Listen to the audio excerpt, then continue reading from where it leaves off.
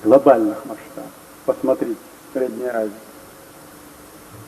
Алмата, Ош, Фергана, Душанбе, Таджикистан обливается кровь, Кавказ, Азербайджан, Армения, Баку, Тбилиси, Сумгаит, Нагорный Карабах, Абхазия, Грузия, Осетия, Ингушетия, Молдова, Приднестровье, Прибалтика.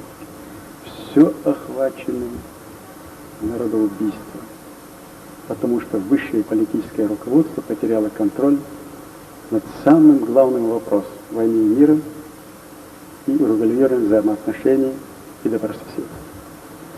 И если Запад полагает, что такими путями сейчас он получит благополучие, развалит державную Россию, Запад себе готовит такой удар своими руками, поддерживая вот такое вот насилие и вандализм высшей политической власти нынешней, от которого больше Запад не опомнится. Югославия. Сейчас процессы перекинутся дальше по выводу войск, и тихонечку уже голодные, озверевшие, научившиеся уничтожать массу людей и прикрывать с помощью западных средств массовой информации и политиков мировые злодеяния народоубийств, пожар горя и слез уже, наверное, не остановить по всему земному шару. Не остановить. И пример тому, что вот эту вот порнуху, которую выдают по нам, подхватывают все и с удовольствием, и эти фотографии. А потом приходите и вы меня спрашиваете.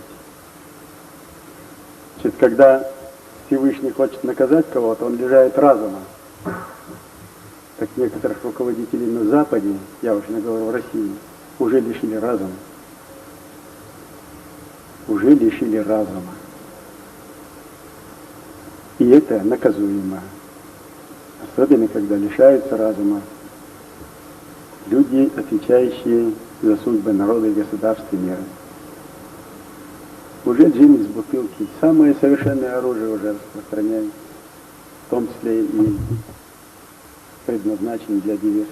Радиоуправляемые взрывные устройства глобальной мощности, лазерным управлением. Уже все растащили по миру, и не единицами, а тысячами, десятками тысяч. Все попадает в руки отдельных структур, криминогенного элемента, и все готовятся для совершения своей тризны, каждый на свой лад и свою угодно.